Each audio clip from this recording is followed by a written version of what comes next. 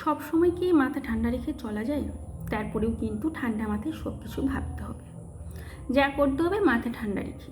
চাইলে তো আমিও মাথা গরম করতে পারতাম। মাথা গরম করার মতো তো যথেষ্টই কারণ ছিল, তবু মেজাজ হারাইনি।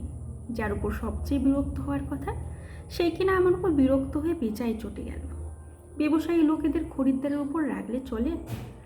আরে ভাই, খরিদ্দার তো আপনার লক্ষ্মী। গতকাল সন্ধ্যের ঘটনা। হঠাৎ করে বাড়িতে অতিথি এসে হাজির। অতিথির সেবা তো করতেই হবে। অতিথিকে বাড়িতে বসিয়ে ছুটলাম মিষ্টির দোকানে। বুঝতেই পারছেন, আমার অনেক তাড়া তখন। যদিও মিষ্টির দোকানে বাড়ি থেকে বেশি দূরে নয়। মিষ্টির দোকানে গিয়ে দেখি 3-4 জন খরিদ্দার ভিড় করে দাঁড়িয়ে আছে। ঢুকেই বললাম, বড় সাইজের রসগোল্লাটা 10 পিস দিন।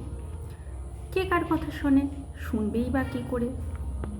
তখন তো অন্য খরিদ্দারকে মিষ্টি দিতেই ব্যস্ত।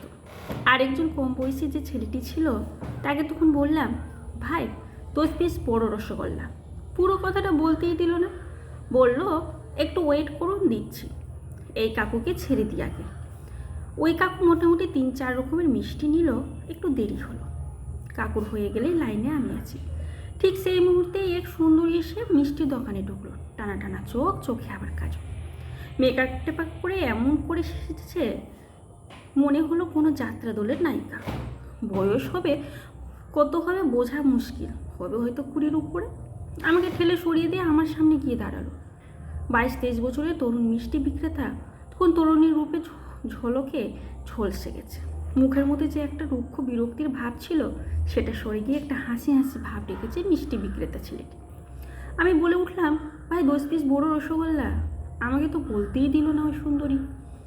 আমার কথার উপর ঝাঁপ দিয়ে সুর করে বলল, এক্সকিউজ মি, আমাকে ছানার কেক আর মিহিদানা একটু দিন না।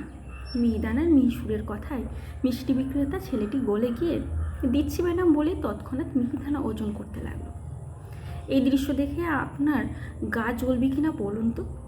বাড়িতে অতিথি বসিয়ে রেখে এসে মিষ্টির দোকানে এই নায়ক নায়িকার যাত্রাপালা দেখতে কার ভালো লাগবে শুনি।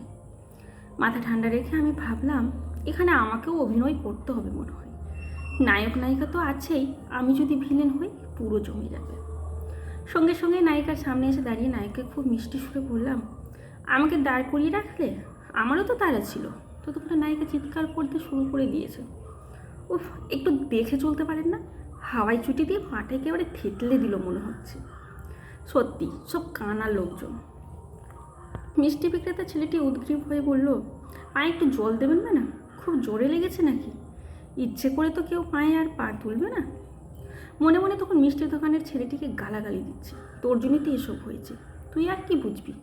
ইচ্ছে করে কি অনিচ্ছে করে? আমি এখন ভিলেন, তোকে আর জল দিতে হবে না। যেমন মিহিদানা দিচ্ছিস তেমন মিহিদানা দে।